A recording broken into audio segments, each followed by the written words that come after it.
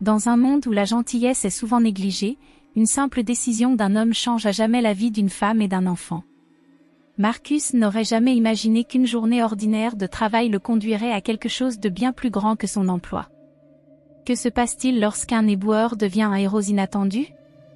La journée de Marcus prend un tournant dramatique lorsqu'il rencontre Rachel, une femme qui lutte contre bien plus qu'un visage meurtri.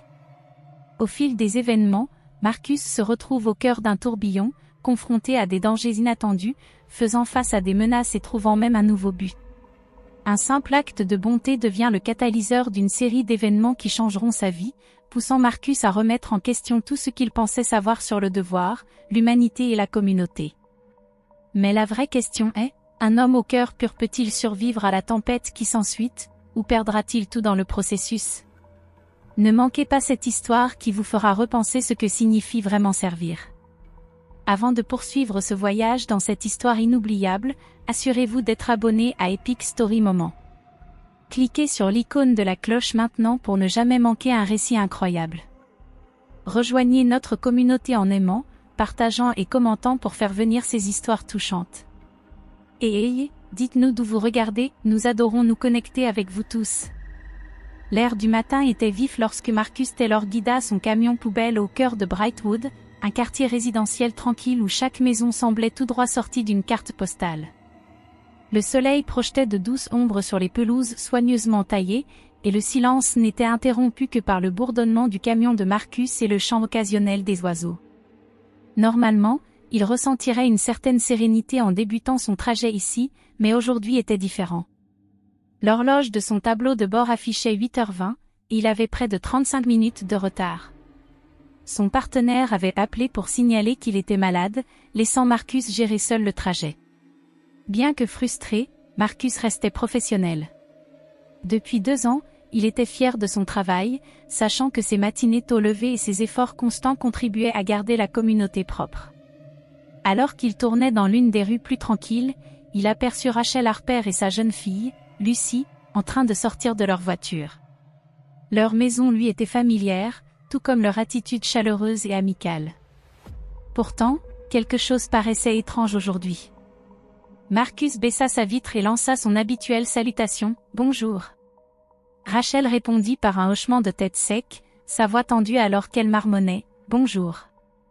Lucy, habituellement une enfant vive et enjouée, baissait la tête, évitant complètement son regard. Marcus fronça les sourcils, un léger malaise commençant à s'installer. Haussant les épaules, il se dirigea vers le bac de recyclage. Alors qu'il le soulevait en direction du camion, quelque chose attira son attention. Un sac mal noué bougea, dévoilant son contenu, des vêtements pour enfants flambant neufs, les étiquettes encore attachées, un sac à dos d'école impeccable, des fournitures inutilisées et des jouets non ouverts. La vue de ces objets fit hésiter Marcus. Il resta là un instant, en proie à un dilemme. En règle générale, il ne questionnait jamais ce que les résidents jetaient. Ce n'était pas son affaire. Mais là, cela semblait anormal. Son esprit se tourna vers les enfants de son quartier, ceux qui rêvaient d'avoir de tels objets. Pourquoi quelqu'un jetterait-il quelque chose d'aussi précieux?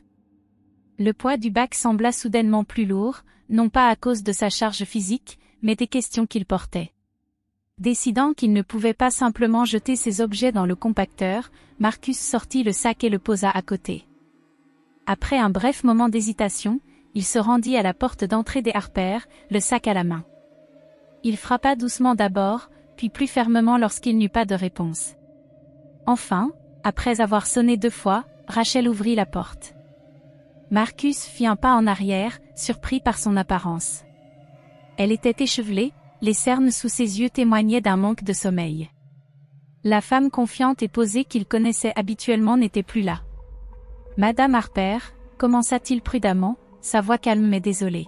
« Je suis désolé de vous déranger, mais j'ai remarqué ces objets dans vos poubelles. » Il leva le sac, ses contenus partiellement visibles.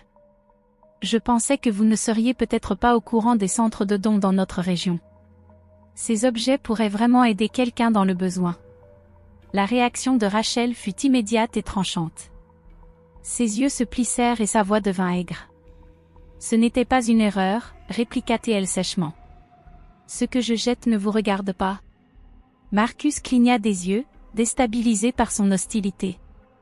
Je n'avais pas l'intention de dépasser mes limites, tenta-t-il d'expliquer. Je pensais juste.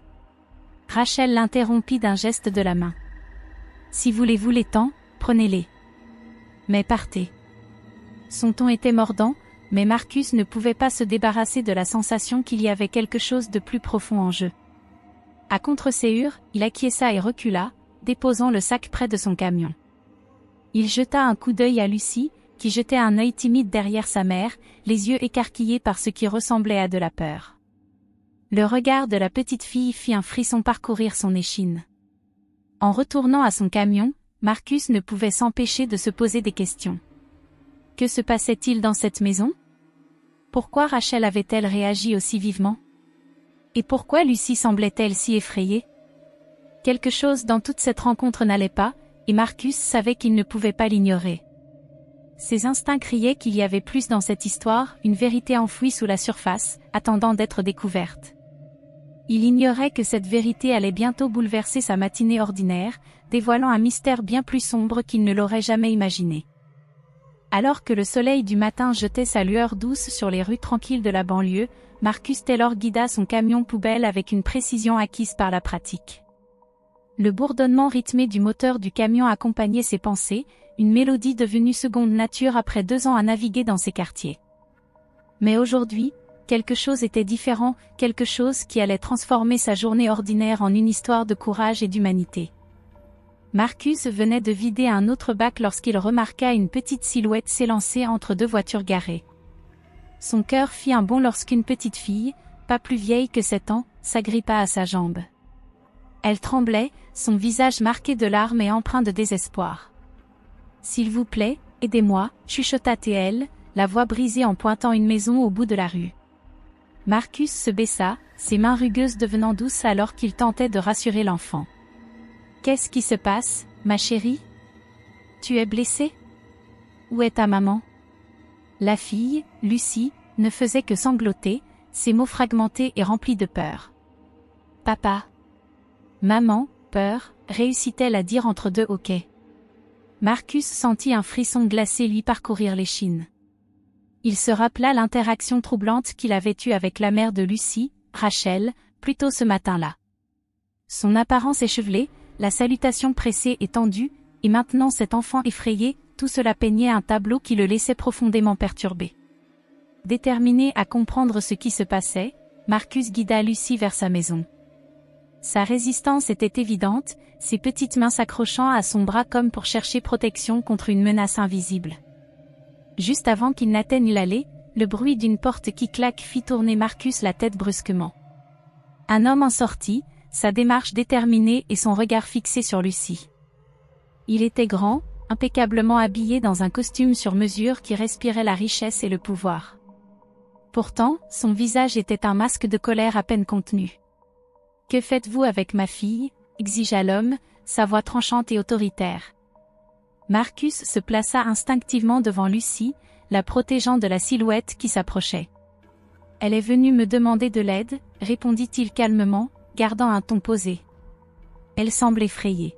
« Je veux juste m'assurer qu'elle va bien. » Les yeux de l'homme se plissèrent alors qu'il évaluait Marcus, son regard effleurant brièvement l'uniforme du collecteur de poubelles.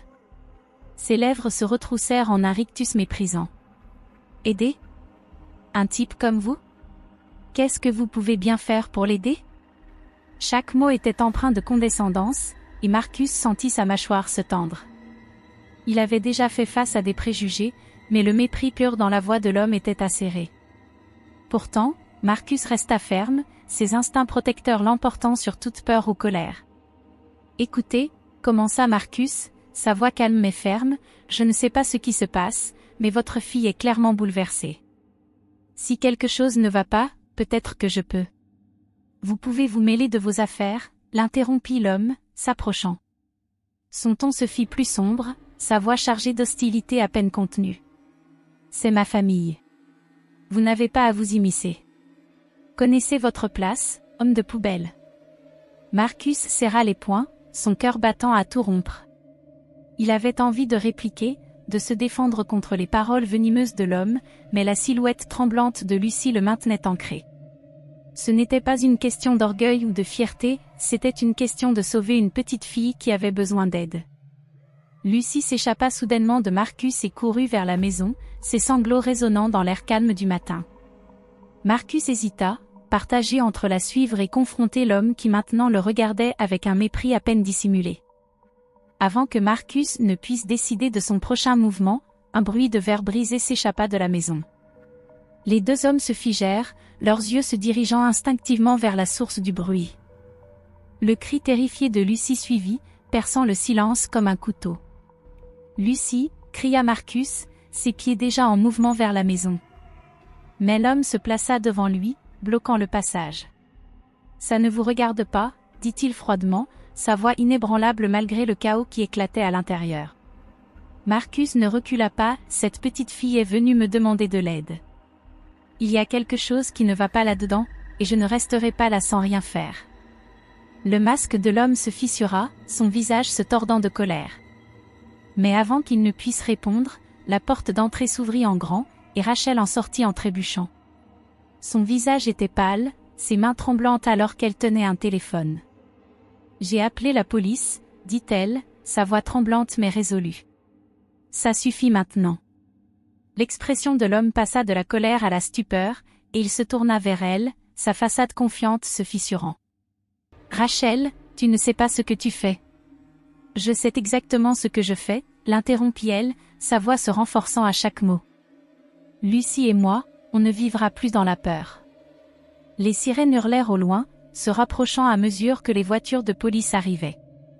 Marcus recula, laissant les autorités prendre le relais. Il observa l'homme se faire appréhender, ses protestations noyées dans le chaos.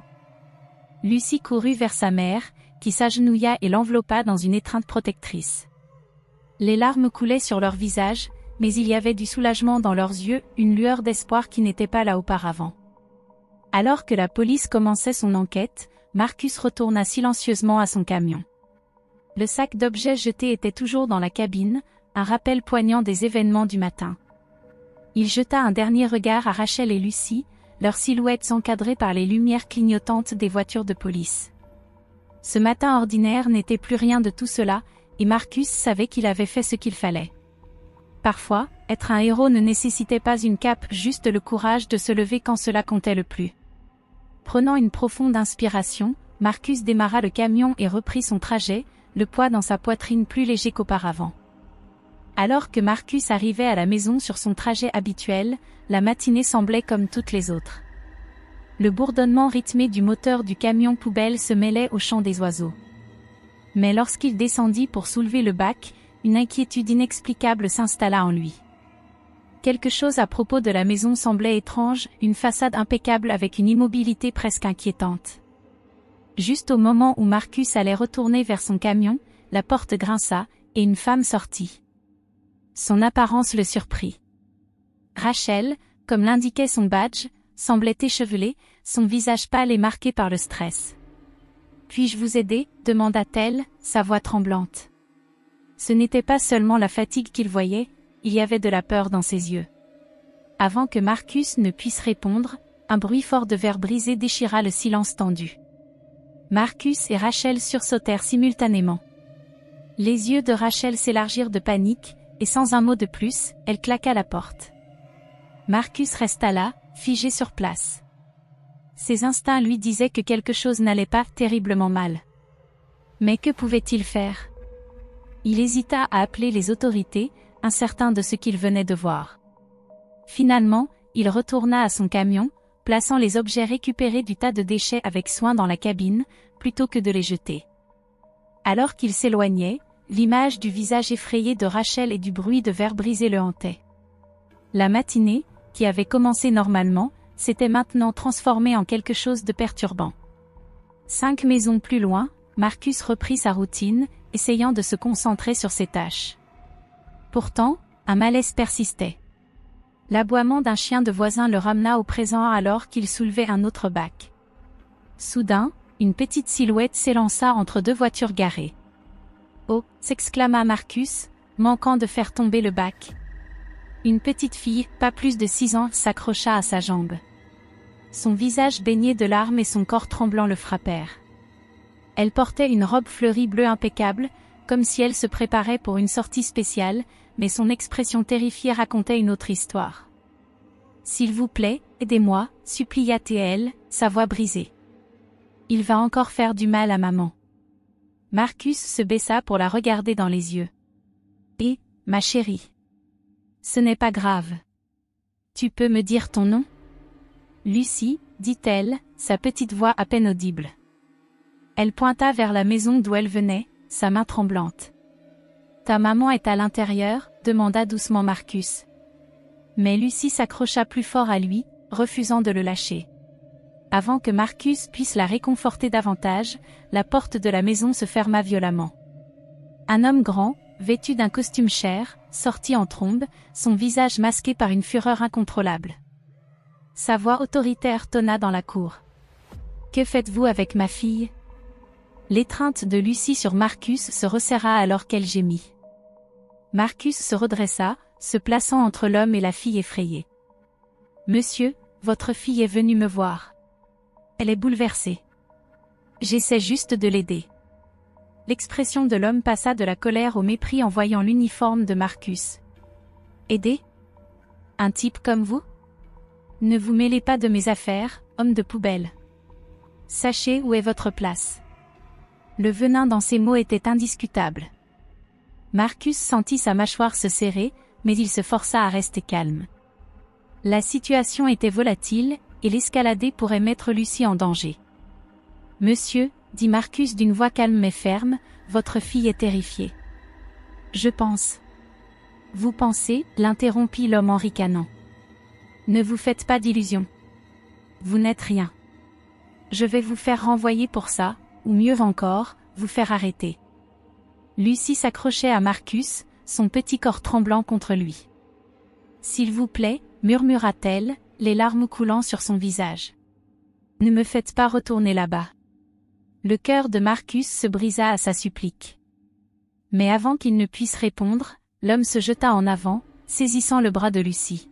« Tu viens avec moi ?» grogna-t-il. « Non » cria Lucie, se libérant et courant vers Marcus.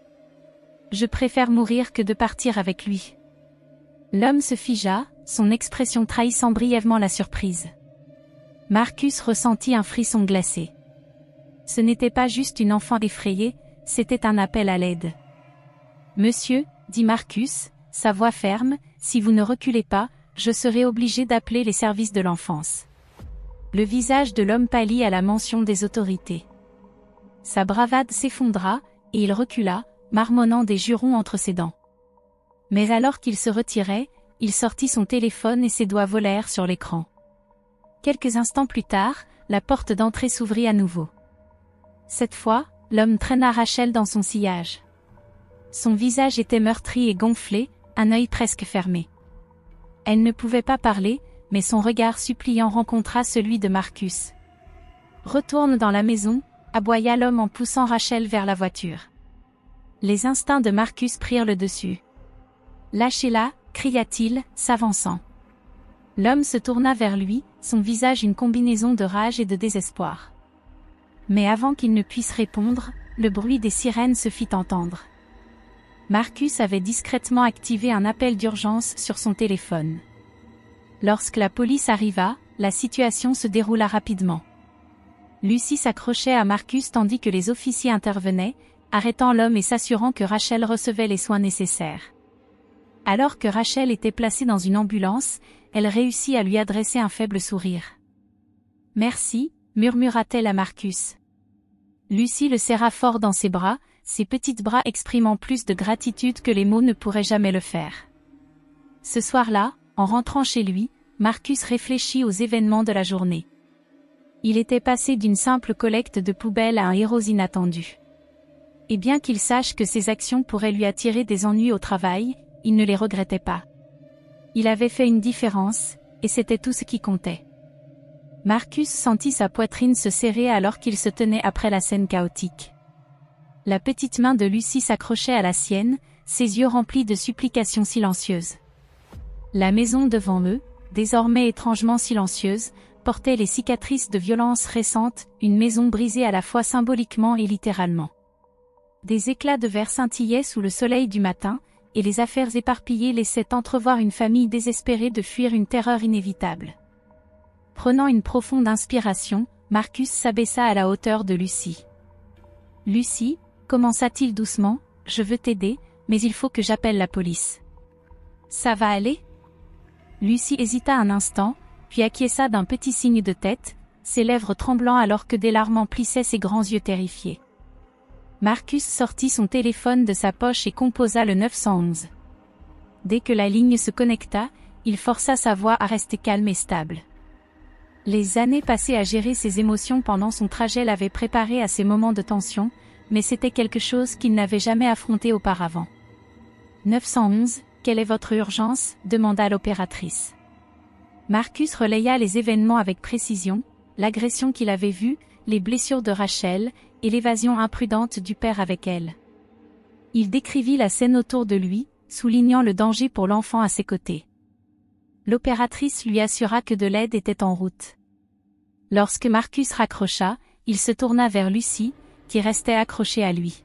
« La police arrive. Ils vont t'aider à retrouver ta maman. » Quelques instants plus tard, le cri des sirènes perça le silence de la banlieue. Les voitures de patrouille arrivèrent en trombe, leurs feux clignotant traversant la tension. Les officiers sécurisèrent rapidement la zone, évaluant les dégâts pendant que Marcus restait dehors avec Lucie. Une policière, ses cheveux grisonnants tirés en arrière, s'approcha d'eux. Elle s'abaissa à la hauteur de Lucie, ses yeux bienveillants rencontrant ceux de la petite fille. « Salut, ma chérie. Je suis l'officier Sarah. Tu peux me dire ce qui s'est passé ?» Lucie hésita, ses petites mains serrées en poing sur ses côtés. Sa voix était à peine un murmure. « Papa a pris maman, » dit-elle, ses mots tremblants. « Il lui a fait vraiment mal. J'ai peur de ne jamais la revoir. » L'expression de l'officier Sarah devint sérieuse et elle hocha doucement la tête. « Merci de me dire ça, Lucie. C'est très courageux. » Marcus compléta les informations, décrivant le comportement volatile du père, les blessures visibles de Rachel, et ses propres observations de la maison. Sarah écoutait attentivement, son attitude calme mais résolue. « On fera tout ce qu'on peut pour retrouver ta maman, » promit-elle à Lucie. Se tournant vers Marcus, elle ajouta, « Tu te souviens de quelque chose à propos de la voiture ou de l'apparence de l'homme ?» Marcus réfléchit un instant. C'était une berline bleu foncé, un modèle ancien. Le pare-choc avant était cabossé sur le côté gauche. L'homme faisait environ 1,80 m, de taille moyenne, et portait un costume noir. Il avait les cheveux courts et lisses et une barbe. L'officier hocha la tête, relayant rapidement les détails à son équipe. D'autres officiers sortirent de la maison, leurs visages graves, évaluant la scène. La voix tremblante de Lucie interrompit le silence. « Il pourrait faire du mal à mamie », lâcha-t-elle d'un coup, ses yeux s'élargissant de panique. « Elle habite à quelques rues d'ici. Et s'il allait là-bas ?» L'urgence dans sa voix déclencha une action immédiate. L'officier Sarah transmit l'information à ses collègues, qui se séparèrent rapidement, certains restant pour sécuriser la maison tandis que d'autres se préparaient à vérifier la maison de la grand-mère. « Lucie, » dit l'officier principal d'une voix douce, « il faut que tu viennes avec nous chez ta mamie. Tu peux nous montrer où c'est ?» Lucie hésita, levant les yeux vers Marcus. Elle s'accrocha plus fort à sa main, sa confiance en lui évidente. Sans signe sa détresse, Marcus prit une décision. « Je vais suivre dans mon camion, » dit-il. « Je dois aller jusqu'au bout. » Les officiers échangèrent des regards mais finirent par accepter. Rassurée par la promesse de Marcus, Lucie accepta finalement de monter dans la voiture de patrouille. Alors qu'elle montait sur la banquette arrière, Marcus se précipita vers son camion poubelle. Il savait qu'il avait pris du retard dans sa tournée et que ses actions ce jour-là auraient des conséquences, mais rien de tout cela n'importait. Son objectif était maintenant clair, assurer la sécurité de Lucie et retrouver Rachel. Le convoi de véhicules de police, avec le camion de poubelle de Marcus suivant, traversait rapidement le quartier. Chaque virage les rapprochait de la maison de la grand-mère, potentiellement, du danger. Lorsqu'ils tournèrent dans le cul-de-sac de la grand-mère, une scène de chaos se déroula devant eux. La voiture du père était garée de manière désordonnée dans l'allée, le moteur tournant encore. La porte d'entrée de la maison modeste était entr'ouverte, et à l'intérieur, des voix élevées et des cris étouffés étaient audibles. La prise de Marcus sur le volant se serra. C'était le moment. Tout avait conduit à cela. Il gara son camion et sauta hors de celui-ci, prêt à tout pour protéger Lucie et sa famille. Les policiers se déplacèrent rapidement, leur formation évidente alors qu'ils approchaient la maison avec prudence. Marcus resta en retrait avec Lucie, la protégeant de la confrontation qui se déroulait. Du refuge de ses bras, Lucie murmura « C'est la maison de ma mamie. S'il vous plaît, ne laissez pas lui faire de mal aussi. » Ces mots allumèrent un feu dans le cœur de Marcus. Peu importe ce qui se passait, il ne la laisserait pas tomber. La voiture du père était garée de manière négligente dans l'allée, son pneu avant sur l'herbe, les roues arrière à peine accrochées à l'asphalte.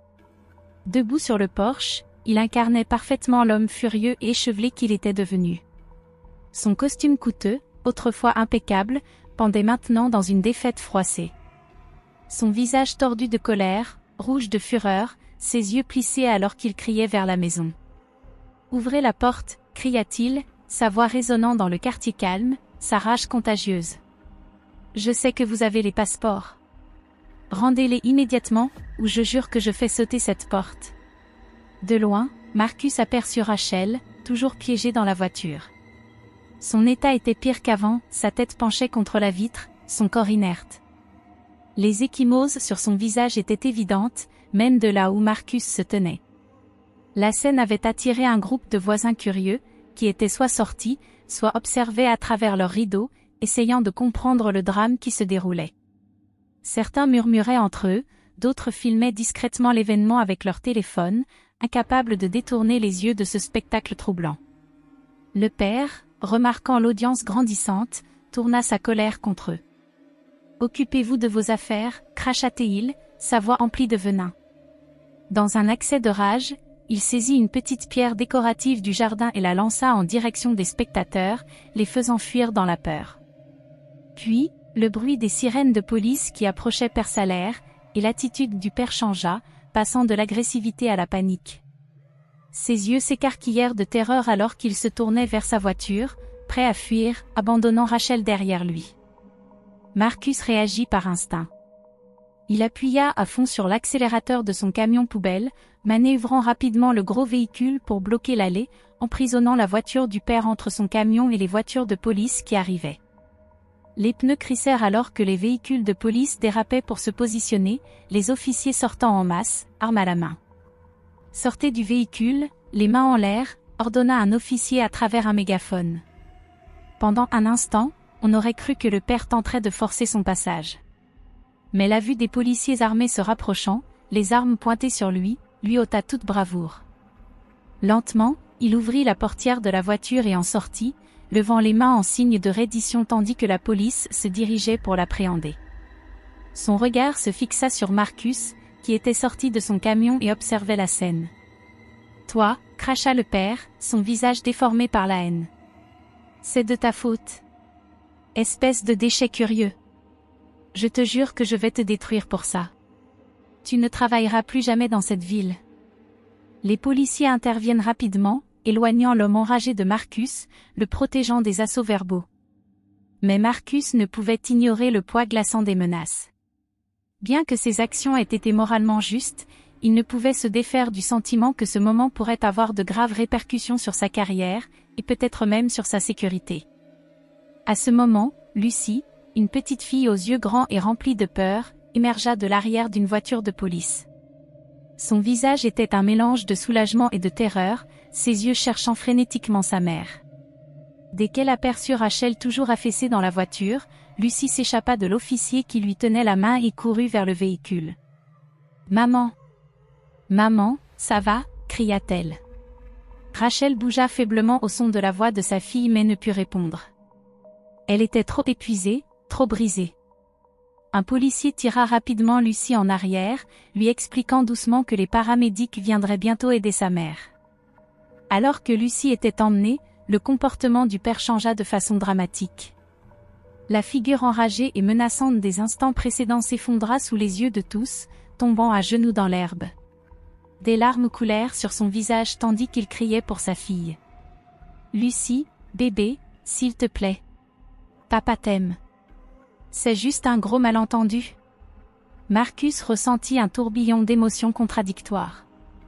Une partie de lui voulait croire à la sincérité des larmes du père, espérant que sous toute cette violence et cette rage, il restait un parent aimant. Mais l'image vive du visage meurtri de Rachel et de la terreur sur le petit visage de Lucie brûlait dans son esprit. Il se rappela que les abus physiques étaient souvent accompagnés de manipulations émotionnelles pour regagner le contrôle. Les policiers étaient eux aussi partagés. Leur visage mêlait scepticisme et prudence, incertains des véritables intentions du père. Mais leur devoir professionnel restait clair. Malgré ses supplications et ses larmes, ils continuaient à le maintenir menotté, ne laissant pas son éclat émotionnel perturber leur travail. Pendant ce temps, d'autres officiers avaient récupéré les clés des mains réticentes du père et libéraient enfin Rachel de la voiture. Marcus, avec Lucie s'accrochant fermement à sa main, aida à escorter Rachel jusqu'au porche, où une femme plus âgée, sans doute la grand-mère de Lucie, se tenait anxieusement sur le seuil. Son visage, d'abord marqué par l'inquiétude, s'adoucit de soulagement en voyant Rachel et Lucie en sécurité. « Oh, Dieu merci !» souffla-t-elle, se précipitant pour les étreindre. Elle les guida vers un coin de la terrasse, où Rachel s'effondra dans une chaise proche, physiquement épuisée par l'épreuve. La grand-mère apporta rapidement un verre d'eau et des glaçons enveloppés dans un linge pour apaiser le visage enflé de Rachel. Lucie resta près d'elle, sa petite main reposant protectivement sur le bras de sa mère, comme pour s'assurer qu'elle était vraiment là et en sécurité. Marcus resta près, ressentant à la fois un soulagement et une incertitude. Le danger immédiat était passé, mais il ne pouvait s'empêcher de se demander ce qui allait se passer ensuite. Tandis que Rachel buvait l'eau, retrouvant peu à peu des couleurs, Marcus était submergé par un tourbillon d'émotions. Il était soulagé que Rachel et Lucie soient en sécurité. Il était en colère contre les abus qu'elles avaient subis, et pourtant une inquiétude persistait, quelles seraient les conséquences de ses actions ce jour-là? Son implication dans cette situation volatile allait-elle lui retomber dessus? L'atmosphère sur le porche était lourde de vérités non dites. Rachel, maintenant plus alerte après avoir bu, était assise dans la chaise en rotin avec Lucie repliée à ses côtés. Marcus restait à l'écart, se sentant à la fois un étranger et une partie essentielle du moment de guérison de cette famille. Un policier, un homme calme et bienveillant, s'approcha. Il se présenta sous le nom de l'officier Johnson. Ses yeux doux et son ton mesuré étaient en contraste frappant avec la violence à laquelle il venait d'assister. « Madame Harper », commença-t-il, sa voix à la fois douce et professionnelle, « je sais que c'est difficile, mais nous devons comprendre ce qui s'est passé. Pouvez-vous nous parler de votre relation avec votre mari ?» Rachel prit une profonde inspiration, grimaçant légèrement sous la douleur de ses côtes meurtries.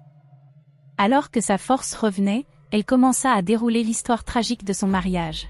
« Nous sommes mariés depuis 8 ans, commença-t-elle, sa voix à peine un murmure au début. Au début, tout était parfait. Denny était charmant, couronné de succès, il semblait être le mari et le père idéal. » Elle marqua une pause, caressant distraitement les cheveux de Lucie alors qu'elle rassemblait la force de continuer. Mais les choses ont changé.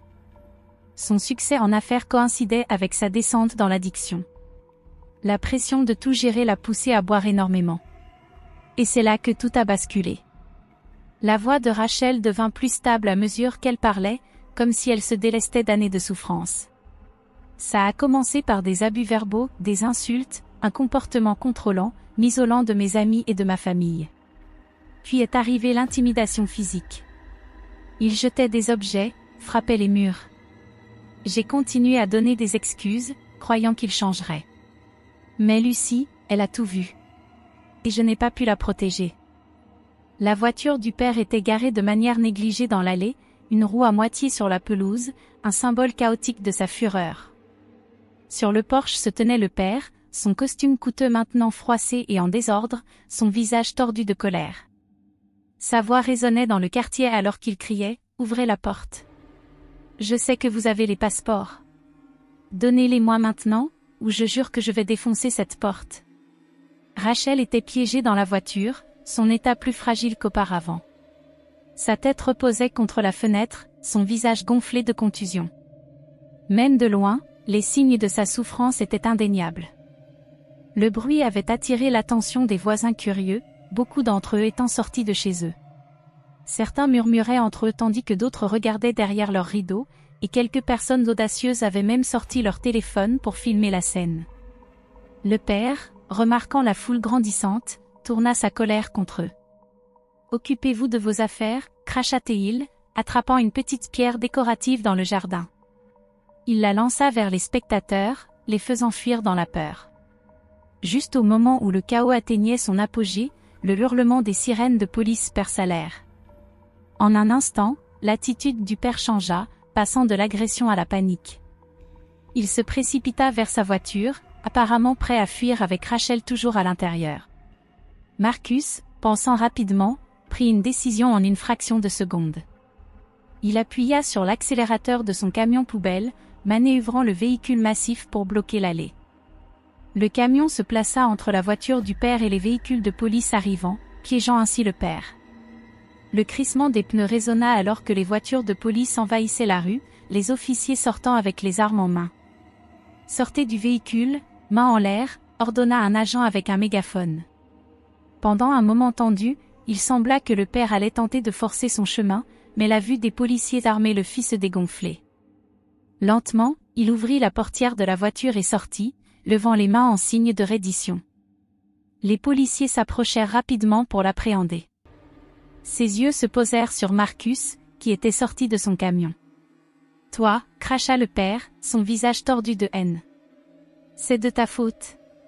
Sale fouine. Je vais te ruiner pour ça. Tu ne travailleras plus jamais dans cette ville. » Les policiers saisirent rapidement l'homme enragé, le protégeant des attaques verbales de Marcus. Mais Marcus ne pouvait ignorer le frisson qui lui parcourut l'échine alors que les menaces du père flottaient dans l'air. Il savait que, bien que ses actions aient été moralement justes, elles pouvaient avoir des conséquences graves pour sa carrière. Juste à ce moment-là, Lucy sortit de la voiture de police. Son petit visage, un mélange de soulagement et de peur, scrutait la scène. Lorsqu'elle aperçut sa mère toujours piégée dans la voiture, elle se libéra de l'agent qui la tenait par la main et courut vers le véhicule, frappant à la fenêtre. « Maman! Maman, tu vas bien ?» Rachel bougea faiblement en entendant la voix de sa fille, mais était trop épuisée pour répondre. Un policier tira doucement Lucy en arrière, lui expliquant que les paramédics allaient bientôt aider sa mère. Alors que Lucy était conduite loin de la voiture, l'attitude du père changea encore une fois. L'homme agressif et menaçant, qui venait de déverser sa rage sur le monde, s'effondra à genoux sur la pelouse. Des larmes coulaient sur son visage alors qu'il appelait « Lucy, bébé, s'il te plaît. Papa t'aime. » C'est tout un malentendu. Marcus ressentit une vague d'émotions contradictoires. Une partie de lui voulait croire que les larmes de l'homme étaient réelles, qu'il y avait encore un père qui se souciait de sa fille derrière toute cette violence et cette rage. Mais les images du visage meurtri de Rachel et de la terreur de Lucy étaient gravées dans sa mémoire. Il se rappela que les abuseurs utilisaient souvent la manipulation émotionnelle pour reprendre le contrôle. La police semblait également partagée. Leur visage était un mélange de scepticisme et de professionnalisme alors qu'ils traitaient l'homme en pleurs, l'attachant avec des menottes malgré ses supplications désespérées. Pendant ce temps, d'autres policiers récupéraient les clés de la voiture du père et libéraient enfin Rachel du véhicule. Marcus, avec Lucy à ses côtés, s'approcha pour aider Rachel jusqu'au porche. La petite fille s'accrochait à la main de Marcus, ses yeux ne quittant pas le visage de sa mère alors qu'ils atteignaient le porche. La porte d'entrée s'ouvrit pour révéler une femme plus âgée, visiblement la grand-mère de Lucy. Son visage, marqué par l'inquiétude et la peur, se radoucit de soulagement lorsqu'elle aperçut Rachel. « Oh, merci Dieu !» souffla la grand-mère, enlaçant Rachel alors qu'elle les conduisait à un siège sur le porche. Rachel s'effondra dans le fauteuil, son corps épuisé par l'épreuve. La grand-mère se hâta de lui apporter un verre d'eau et de la glace enveloppée dans une serviette pour soulager son visage gonflé. Lucy resta proche, sa petite main reposant protectivement sur le bras de Rachel, comme pour s'assurer que sa mère était vraiment en sécurité. Marcus se tenait à proximité, un mélange de soulagement et d'inquiétude s'installant en lui. Bien que le danger immédiat fût passé, il ne pouvait s'empêcher de se demander ce qui allait se passer ensuite. Alors que Rachel buvait l'eau, retrouvant lentement des couleurs, Marcus ne pouvait s'empêcher de ressentir un lourd mélange d'émotions. Il y avait du soulagement que Rachel et Lucy soient en sécurité, de la colère pour les abus qu'elles avaient subis, et une inquiétude grandissante concernant les conséquences personnelles qu'il pourrait devoir affronter en raison de son implication. L'atmosphère sur le porche était chargée de vérités non dites. Rachel, maintenant plus alerte, était assise droite dans le fauteuil en rotin, Lucy repliée protectivement à ses côtés. Marcus se tenait à une courte distance, se sentant à la fois intrus et partie essentielle de ce moment intime de la famille. Un policier s'approcha du porche pour prendre la déposition de Rachel, se présentant comme l'agent Johnson. Ses yeux bienveillants et son attitude calme contrastaient fortement avec la violence à laquelle ils avaient tous assisté. « Madame Harper », commença-t-il doucement mais professionnellement, « je sais que c'est difficile, mais nous devons comprendre ce qui s'est passé. Pouvez-vous nous parler de votre relation avec votre mari ?» Rachel prit une grande inspiration, grimaçant légèrement à cause de la douleur de ses côtes meurtries. Sa force était suffisante pour parler, et à mesure qu'elle le faisait, elle commença à dérouler la tragédie qui se déroulait depuis des années. « Nous sommes mariés depuis 8 ans, commença-t-elle, sa voix à peine audible. Au début, tout était parfait. Denny était charmant, réussi, l'époux et le père idéaux. Elle s'arrêta, caressant distraitement les cheveux de Lucy, le poids des souvenirs l'écrasant. Mais les choses ont changé, continua-t-elle, sa voix devenant plus ferme comme si le simple fait de révéler la vérité lui donnait de la force. Son succès en affaires a conduit à l'addiction. Le stress de gérer son empire d'affaires l'a poussé à boire beaucoup. Ses yeux se remplirent de larmes en évoquant les abus émotionnels et physiques qui suivirent. Ça a commencé par des abus verbaux, puis un comportement de contrôle. Il m'a isolé de mes amis et de ma famille. L'intimidation a empiré.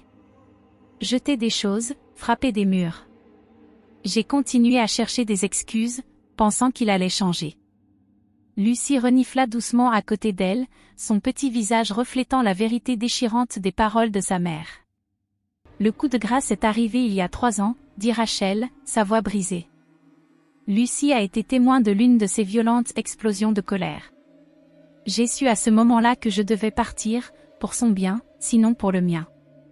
Nous avons divorcé, mais Denny, il n'a pas pu l'accepter. L'officier Johnson hocha la tête, prenant des notes. Et depuis le divorce? Le visage de Rachel se tendit. Il n'a pas pu accepter la séparation. Il arrive sans prévenir, affirmant avoir le contrôle sur moi et Lucy. J'ai obtenu une ordonnance de protection, mais comme vous pouvez le voir. Elle désigna son visage meurtri, vous voyez à quel point cela lui importait. Il croit que sa richesse et son influence peuvent le protéger des conséquences. Le visage de l'officier se durcit. Personne n'est au-dessus de la loi, Madame Harper. Nous veillerons à ce qu'il fasse face à la justice. Rachel hocha la tête, prenant une inspiration tremblante avant de continuer. La semaine dernière, Denny a supplié une dernière chance. Il a dit qu'il avait consulté un psychiatre et voulait organiser des vacances en famille pour arranger les choses. Mais quand il est arrivé ce matin, il était déjà à moitié ivre. Il sentait l'alcool. Je savais que rien n'avait changé. Rachel fit une nouvelle pause, sa main tremblant légèrement lorsqu'elle posa son verre. Pendant qu'il dormait, j'ai emporté les passeports de Lucy et les miens chez ma mère. Quand Denny s'est réveillé, il était furieux. Il a exigé que nous partions en voyage à l'étranger. J'ai refusé. Il est devenu violent. C'est là que j'ai su que nous étions en danger. Sa voix se brisa en se rappelant ces mots glaçants. Il a dit qu'il prendrait Lucy. Que les passeports ne comptaient pas, que ses connexions pouvaient la faire disparaître. Grâce à Marcus, murmura Rachel, la voix remplie de gratitude, il l'a empêché. L'expression de l'officier Johnson était empreinte de colère contrôlée alors qu'il traitait la gravité des paroles de Rachel. Merci, Madame Harper. Votre courage nous aidera à construire un dossier solide contre votre ex-mari. Mais à ce moment-là, la voix de Denny se fit entendre depuis la rue, forte et insistante. C'est toute une erreur. Ce qu'elle dit n'est pas vrai. L'officier s'excusa et descendit du porche pour confronter Denny. Tandis que Marcus observait, le père, toujours menotté et gardé par les officiers, sembla retrouver son aplomb. Sa voix résonna dans l'air. Oui, nous sommes divorcés, mais je ne l'ai jamais frappé. Je voulais juste un voyage en famille. C'est Rachel qui a caché les passeports et jeté mes cadeaux. Elle ne veut pas me voir m'entendre avec Lucie.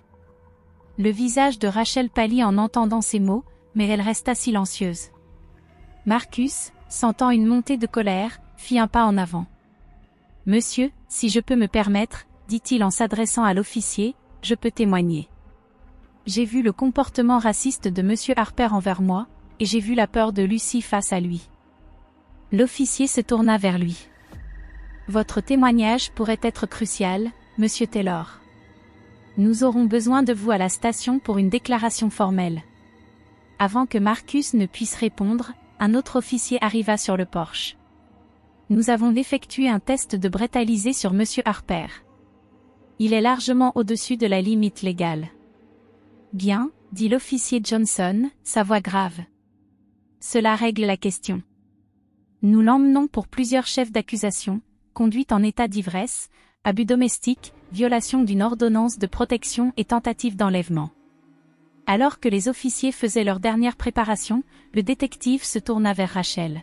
« Madame Harper, nous aurons besoin que vous et Lucie veniez à la station pour vos déclarations. Y a-t-il quelqu'un qui peut vous accompagner ?»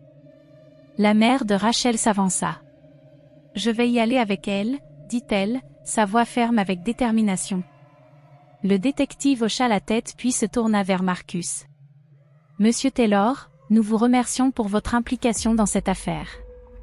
Vos actions aujourd'hui ont probablement sauvé 2 vies. Cependant, je comprends que vous étiez en service. Vous voudrez peut-être contacter votre entreprise. » Marcus hocha la tête, le poids de la situation pesant sur lui. « Oui, monsieur. Je devrais probablement expliquer la situation. » Alors que le groupe se préparait à partir pour la station de police, l'esprit de Marcus était en proie à des émotions contradictoires. Il y avait du soulagement que Rachel et Lucie soient en sécurité, de la fierté de savoir qu'il avait fait ce qu'il fallait, mais aussi de l'anxiété à propos de ce que cela signifierait pour son travail. Pourtant, en suivant les voitures de police dans son camion poubelle, Marcus savait une chose avec certitude, il referait le même choix sans hésiter. À la station de police, l'activité bourdonnait autour d'eux alors que l'arrestation de Denny était traitée et que les déclarations étaient prises. Marcus se tenait à l'écart, se sentant toujours un peu hors de place dans son uniforme de travail. Les couloirs stériles et éclairés au néon de la station semblaient à des années-lumière des rues tranquilles et suburbaines où sa journée avait commencé. Rachel était assise sur une chaise, tenant une poche de glace contre son visage meurtri, Lucie blottie à côté d'elle, tandis que sa grand-mère veillait, offrant du réconfort à chaque regard inquiet. Marcus se tenait à distance, toujours en train de traiter l'ampleur de ce qui venait de se passer. Rachel croisa son regard et lui fit signe de s'approcher. Sa voix était douce, remplie de gratitude. « Marcus, je ne sais même pas comment te remercier. Tu t'es mis en danger pour nous, et tu as probablement mis en péril ton travail. Je suis tellement désolée de t'avoir impliqué. » Marcus secoua la tête, un petit sourire jouant au coin de ses lèvres. « S'il te plaît, ne t'excuse pas. Je suis juste content que toi et Lucie soyez en sécurité maintenant. » L'emprise de Rachel sur la main de Marcus se resserra alors que le poids des dernières heures commençait à se poser sur elle. « Tu n'avais vraiment pas à t'impliquer, » dit-elle, sa voix tremblant de gratitude. « La plupart des gens ne l'auraient pas fait. » Marcus sourit, ses yeux se radoucissant lorsqu'il croisa son regard. « Cela fait 2 ans que je prends tes poubelles, » dit-il, la légèreté dans sa voix tentant d'alléger la gravité du moment. « Mais c'est seulement maintenant que je te vois dans cet état. Je ne pouvais pas simplement partir. » Le visage meurtri de Rachel s'adoucit à ces mots, un léger sourire effleurant ses lèvres. « Ce n'est pas une coïncidence si tu es un peu en retard aujourd'hui, n'est-ce pas ? » Marcus rit doucement, son cœur se gonflant d'affection et d'admiration. « Tu as remarqué que j'étais en retard? Rachel acquiesça. Bien sûr que j'ai remarqué. Et j'ai aussi vu que tu étais seule, sans partenaire. Oui, dit Marcus, sa voix reflétant un étrange mélange d'émerveillement et d'incrédulité, c'est la première fois que je travaille seule sans partenaire. Tout ce qui s'est passé aujourd'hui, c'est difficile de ne pas penser qu'il y avait un but plus grand derrière tout ça. Les yeux de Rachel s'adoucirent, son regard s'attardant sur lui. J'aimerais y croire aussi, que peut-être quelqu'un veillait sur nous. Sur nous tous. Leur conversation fut interrompue lorsqu'un détective s'approcha, tendant des documents pour qu'il les signe. Il était temps de finaliser leur déclaration. Alors que Rachel signait, elle jeta un coup d'œil à Marcus, les yeux toujours mouillés d'émotion. Quand tout ça sera fini, dit-elle, sa voix maintenant plus douce, quand les choses se calmeront, j'aimerais te remercier correctement. Peut-être autour d'un dîner? Marcus fut un peu pris au dépourvu, mais acquiesça rapidement, un sourire timide se formant sur ses lèvres. Ça me plairait, dit-il. Et s'il te plaît, n'hésite pas à appeler si tu as besoin de quoi que ce soit. Il ajouta avec un rire autodérisoire, mais j'espère que tu n'auras plus jamais besoin de mon aide. Cela voudrait dire que quelque chose a vraiment mal tourné. Rachel éclata de rire légèrement, le son comme une bouffée d'air frais au milieu de la tempête. Ce fut un petit moment de légèreté, mais suffisant pour leur rappeler qu'en dépit des moments les plus sombres, la connexion humaine et l'espoir ont toujours leur place. Non, Marcus, dit-elle, sa voix chaleureuse et ferme, nous avons tous besoin les uns des autres. Alors que les officiers les excusaient, les remerciant pour leur coopération, le téléphone de Marcus vibra dans sa poche. Son cœur fit un bond en voyant le nom de son employeur apparaître sur l'écran. Prenant une grande inspiration, il répondit à l'appel, sa voix stable malgré le tourbillon de pensées qui traversait son esprit. « Bonjour, c'est Marcus, dit-il, essayant de rester calme. « Marcus, c'est Sarah des RH, répondit-elle. « Nous avons essayé de te joindre. Le GPS de ton camion montre que tu es hors parcours, et nous avons reçu des appels concernant des ramassages manqués. Que se passe-t-il? » Marcus expliqua les événements de la matinée dans les moindres détails. Il se préparait au pire. Mais à sa grande surprise, le ton de Sarah était compréhensif. « Je vois, dit-elle après avoir écouté son récit. C'est toute une situation dans laquelle tu t'es retrouvé. Termine à la station de police, puis complète autant que possible ton trajet. Nous devrons en discuter plus en détail quand tu reviendras au dépôt. » Le poids sur les épaules de Marcus se leva légèrement. Bien qu'il sache qu'il y aurait des conséquences pour avoir abandonné son trajet, au moins son employeur ne le punissait pas immédiatement. Il y avait de l'espoir que son travail puisse être sauvé. Une fois les formalités terminées, et les déclarations données, Marcus se tourna pour partir. Mais avant qu'il ne puisse s'éloigner, Lucie apparut, ses yeux s'illuminant lorsqu'elle le vit. « Marcus » cria-t-elle en courant vers lui. « Tu pars? On peut venir avec toi dans ton camion ?» Rachel suivit de près, son expression incertaine. « Oh, Lucie, je ne pense pas. » Mais Marcus, voyant le regard plein d'espoir de la jeune fille, se surprit à hocher la tête avant même de s'en rendre compte. « Si cela va avec ta maman, je ne vois pas pourquoi pas. Ça risque d'être un peu serré et ça sentira sûrement mauvais, mais... » Il sourit, sachant exactement ce qui allait suivre. Elna, qui avait observé en silence, intervint avec un sourire taquin. « Eh bien, on pourra toujours prendre une douche plus tard. Et quand aurez-vous une autre chance de monter dans un camion poubelle ?» Rachel hésita un instant, puis céda. « D'accord, si Marcus ne s'y oppose pas. Ce serait bien de ne pas avoir à appeler un taxi. » Ainsi, dans un retournement inattendu des événements, Marcus se retrouva à conduire un camion poubelle avec Rachel, Lucie et Elna à bord. Alors qu'il sortait du parking de la station de police, Marcus s'étonna de l'ampleur du changement de direction de la journée. Ce qui avait commencé avec un ramassage en retard s'était transformé en quelque chose de bien plus significatif. Le trajet de retour vers leur quartier fut rempli de diverses émotions. L'excitation de Lucie apporta des moments de légèreté, alors qu'elle bombardait Marcus de questions sur le fonctionnement du camion. La gratitude silencieuse de Rachel emplissait l'espace d'un sentiment de paix, et la présence soutenante d'Elna rappela à Marcus la force que la famille pouvait offrir, même face à de tels bouleversements. Lorsqu'ils approchèrent de la rue où Rachel et Lucy vivaient, Marcus ne put s'empêcher de ressentir un sentiment de complétude, comme si les événements de la journée s'étaient bouclés. Il avait commencé la journée en retard, mais maintenant, il revenait dans le même quartier, dans des circonstances complètement différentes. Lorsqu'ils arrivèrent chez eux, maintenant baignés de la lumière chaleureuse de l'après-midi, Marcus les aida à descendre du camion. Lucy se retourna et le serra fort dans ses bras, son geste une pure expression de gratitude qui le toucha profondément. Rachel, le bras autour des épaules de Lucy, regarda Marcus avec un mélange de respect et quelque chose de plus. « Merci, Marcus, dit-elle doucement, la voix épaisse d'émotion. Pour tout. Tu as vraiment le cœur pur, servant la communauté de bien des manières. » Marcus resta là un moment, observant alors qu'elles entraient chez elle, Elna suivant de près. Il ressentit un profond sentiment de satisfaction, comme si l'acte simple de faire son travail avait pris un sens plus profond. Ce n'était pas juste ramasser des ordures, c'était servir la communauté, faire une différence dans la vie des gens. En remontant dans son camion, Marcus prit un moment pour réfléchir. La journée avait été un tourbillon, rempli de défis et de retournements inattendus. Il savait qu'il y aurait encore des obstacles à franchir, des explications à donner à ses employeurs, des procédures juridiques potentielles en tant que témoin, et les conséquences des menaces de déni. Mais alors qu'il démarrait le moteur et se préparait à reprendre son trajet, Marcus ressentit une sensation de paix.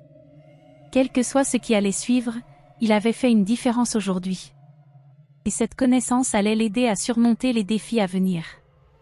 Avec un profond soupir et une détermination nouvelle, Marcus engagea la vitesse et se mit en route, prêt à terminer le reste de son trajet. La journée n'était pas encore terminée, mais il la vivait avec un sens renouvelé du but, sachant qu'il avait fait ce qu'il fallait, et cela, pour lui, était tout ce qui comptait.